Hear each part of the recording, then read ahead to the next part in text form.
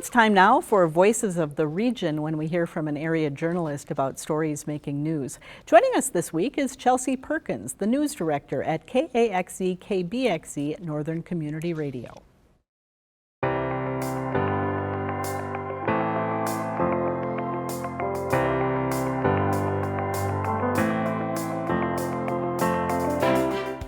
Last week, we learned that the strike at UPM Blandin was coming to an end after a majority of the union voted to approve an agreement that the company had put forward.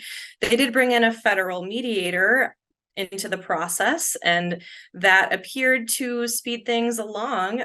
Previously, the company and the union had met multiple times, and they were not finding agreement there.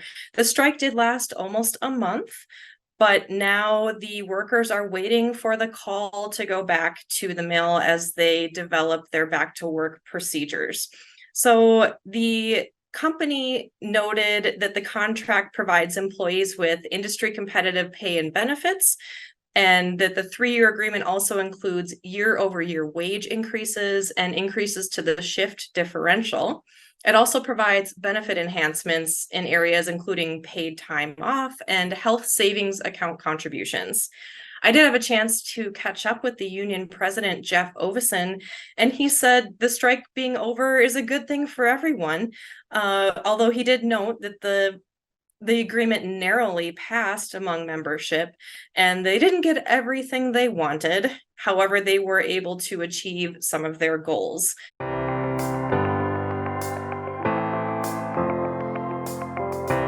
Our reporter, Larissa Donovan, was able to travel to the Red Lake Nation as well as the White Earth Nation during the first week of legal cannabis, recreational cannabis in Minnesota. And she was able to be there as hundreds of people waited in a slow-moving line outside of Native Care, which is the official cannabis dispensary for the Red Lake Nation. What was interesting about Larissa's coverage out there is that we actually learned that there was a second cannabis dispensary on the Red Lake Nation, and it was run by David and Laura Manuel, called the Res Dispensary. It's a little bit of a tongue twister there, but they are running it out of their home. It's a much smaller dispensary, but there was no one waiting in line there. So Larissa kind of scooped other reporters on that.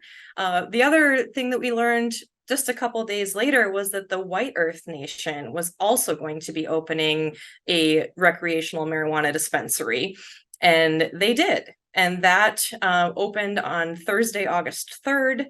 Larissa also traveled out there to discuss that with the folks running the dispensary in White Earth. So we were able to be boots on the ground for a historic moment for the state of Minnesota.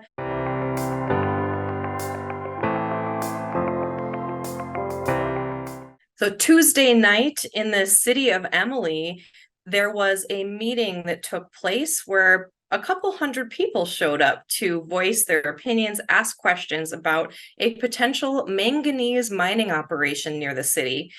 At this point, the mine is simply in the exploratory phase. However, they believe that this deposit of manganese near Emily is the richest such deposit in North America, with the idea being that we're moving towards greener and greener sources of energy. The demand for batteries is increasing, and manganese is one of the elements that is used in battery production. So therefore, they're looking much closer at this mine, the potential of whether it's economically viable. And residents who attended shared concerns, questions about water impacts, about whether the mine was going to be disruptive to the infrastructure of the city.